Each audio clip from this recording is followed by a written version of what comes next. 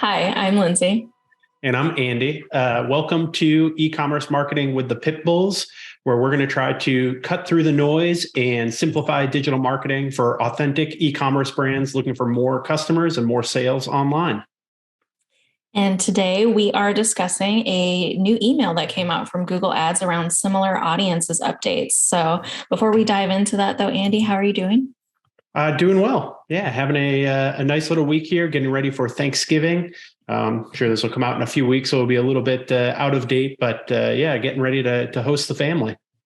Yeah. Oh, that's exciting. Is it the first time in your new place? Yeah, this will be our first time hosting everybody. So we'll have a full house. We've got four different families, my parents with my two brothers, and everybody has wives and kids, and we'll be here from Wednesday night through to Sunday. So be a little bit of a zoo at the house. Yeah. I'll be thinking of you. Sending prayers your way. It'd be great. Yeah, it sounds like it'll be a blast. Well, this is Definitely. exciting. I'm really excited to dive in. For those of you watching, I'm sort of assuming the role of our clients because, as you may or may not know, as a client or in an agency, whenever these emails come out, they tend to cause quite a bit of confusion for everybody. And for us, that means that usually a client will forward this email to us and say, "What does this mean? Are we in trouble? What do we need to do? I'm scared." So we're taking this time to make this video to help explain it a little bit and just let everybody know what that might mean and what you might need to do. And sometimes you don't need to do anything. So we'll find out. Andy's our expert here today. So as we get started here, why don't we just start with the basics of similar audiences? That's what's being updated. So can you tell us pre-update, what did similar audiences mean? Yeah. Well, so taking a quick step back. So we've got this email that came out. We'll hopefully get this kind of scrolling up on the screen so everybody, you can tell if this is the one you got or not. But Google's letting us know that they're making a similar audience update. So starting in May 2023, you're not going to be able to create any new similar audiences. And then in August 2023, if you're currently using any similar audiences to do targeting, those are going to go away as well. So similar audiences are with customer match audiences. Basically, if you have an email list of people who've added items to their cart, hopefully you're doing this in an automated way, but you can feed that data into Google and say, "Hey, Google, from these emails, these phone numbers, go ahead and figure out an audience that I can target who are, the people who've added items to their cart, or the people who've purchased, or the people who've done whatever on my site." And then at the same time, up to this point, Google would automatically create an additional audience called similar to purchase or similar to add to cart, whatever you name the original audience. And it would just be a kind of general, much larger audience of people who looked like, demographically looked like or had similar searching behaviors to the people who are in your customer match audience. So this could be really good for, especially something like a purchase audience, could be really good for targeting. If you said, "Hey, so, these are the people who have purchased. Now we want to go out and find more new people like them. So perfect. Let's target this campaign at our similar to purchasers targeting." Now, what's going to change moving forward, you can still essentially do this, but rather than creating a similar to audience, it's just going to be in the campaign setting. So there's a few different ways to do this. One is audience expansion, and one is optimized targeting. Those are the kind of two big things you can turn on inside your campaign. And they're kind of different options available for different types of campaigns, whether it be search versus Performance Max versus YouTube.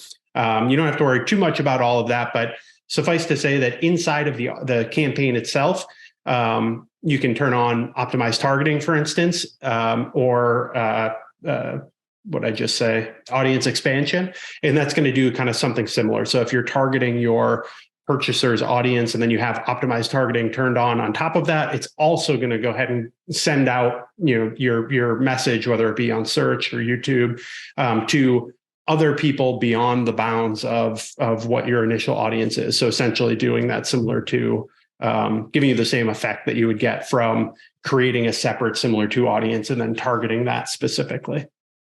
So you were talking about optimized targeting versus audience expansion and also audience expansion. Can you tell us the difference between the two of those?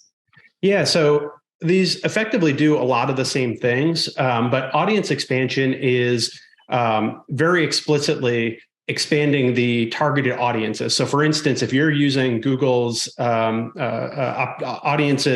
and you're looking for, say, foodies, when you turn on audience expansion, that may say, hey, if he's looking for foodies or she's looking for foodies, we can also go ahead and target restaurant goers or something like that. So it's actively taking, entire audiences and kind of broken down a little bit more granularly. It's not the exact same audiences that you could just select yourself, but basically Google is looking for people who they believe are similar audiences to the audience that you told them you wanted to target. On the other hand, optimized targeting is a little bit more specific and a little bit more touching around kind of optimized behavior. So rather than just say, hey, if they wanted to target this type of audience, foodies, we're now going to target restaurant goers. It says, hey, let's take all of the audiences that they have given us, and let's go ahead and target other people who kind of behave like them, who we believe are kind of in the market for the same products that they're in the market for. So it's a little bit more specific and a little bit more set up for your specific audiences and the behavior that you're seeing from your campaigns as they're running. And the other big thing is there's different campaign types that they're available for. So for instance, for optimized targeting, right now, that's only going to be available in display, discovery, and video campaigns. Whereas audience expansion, you can use in a number of other campaigns. And then separately, Performance Max has what they call audience signals. That's going to operate kind of similar to optimized targeting, where you're going to give it not an entire audience to target. You're going to give it kind of some signals of this is where you should start, and then it will grow and hit other campaigns or other audiences beyond that kind of look like, or other people that kind of look like the types of audiences that you would put forward. Okay. So the email also mentions smart bidding. What do we need to know about that? So smart bidding is simply just anytime you're not using manual bidding. So if you have used and you should be using, whether it be maximize conversions or maximize conversion value, or their analogs, target CPA or target cost per conversion, or target ROAS, those all of those different bidding strategies, if you have audiences turned on in the observation setting, so hey, we're not targeting people here, but we are saying, hey, go ahead and maximize conversions, and these are some audiences that we're looking at, we're observing. Google uses those almost the same way like I just described for Performance Max as an audience signal. Google's going to use those observation audiences as a signal. So what that means is if you create a purchasers customer match audience, go ahead and turn it on in the observation setting inside of any search campaign or any campaign really that's running any smart bidding strategy. Google will look at that essentially. So they're going to kind of start out by targeting people who look like, those purchasers, which is great. But what this means from a similar audiences perspective is if in the past you would have put in both similar audiences or both purchasers as well as similar to purchasers, you don't have to worry about it because Google's already using that purchasers as a signal and going ahead and expanding it, based on the fact that you're using smart bidding and you're observing purchasers there. So that's kind of how that'll work. Okay. So now that you've covered all of this, what are our next steps? What do we need to do? Awesome. So in the short term, nothing. But come May 2023, if you've been running optimized targeting, if you already have kind of turned on smart bidding and all of these different things, and you're not really using similar to audiences, then again, you don't really have to do much. If you have been relying heavily on similar to audiences, you're going to want to start turning those off essentially. But just make sure that any campaign that you're going to turn those off, you're either using smart bidding and you're using the observation setting, or you can go directly into the campaign settings and go ahead and turn on optimized targeting or audience expansion. And that's going to give you essentially the same effect that you would have had by running those similar to audiences. So in the long run, it really shouldn't be a huge change for as long as you've been kind of keeping up with the general trends and you're on automated bidding processes or smart bidding processes, especially if you've been using Performance Max, this won't have any effect on you because that's already set up in your audience signal. But depending on kind of, when your campaigns were set up and how much updating you've done, since they were originally set up on whatever kind of technology era Google Ads was at that point, you may want to, this is a good time to check back in and just make sure that if you're doing any audience targeting that relies on similar to audiences, you are, finding alternatives for that, whether it be optimized targeting, audience expansion, or smart bidding with audiences set up in the observation setting.